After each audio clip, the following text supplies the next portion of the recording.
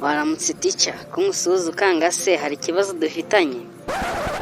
ntacyo mfitanye nawe ariko nyine ujye wubaha wakana ntabwo ubona ko ndi umuntu mukuru.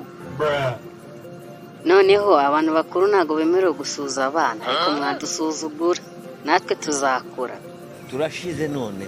Se koko rwose iri wowe ntuzakura ryari aho gukura ugenda umanuka mbese ukura nk'isabune cyangwa bombo. Tica aho ngaho urarengereye ushingira kuki uvuga ko ntakura? Njye simvuze ko udakura ku mubiri kuko urakura pe uri n'agasore k'akaginigini ariko mu mutwe ni zeru.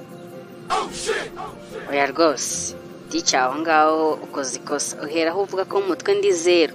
Warashije kurebamo se ngo umenye ibyo ntekereza cyangwa ibyo nibwira?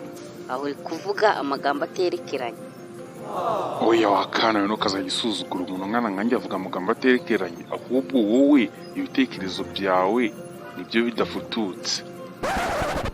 Tica usibye kureba no kumva nabi ibitekerezo byanjye birafututse kandi birasobanutse kereka niba hari ibindi uri kwibonera. Elly Stone we none niba utashobora gutandukanya inyana n'ikimasa urumva hari ubwenge ufite? Tica ukoze hasi nyibutse ibuye ahubwo nashakaga kubaza kano kabazo. Ari igi n'inkoko niki cyabayeho mbere? Anyumvira kino gicucura uri kumbaza se ndi Imana? Elly bitewe n'ibintu ukoze mu ishuri nkukuyeho amanota 500.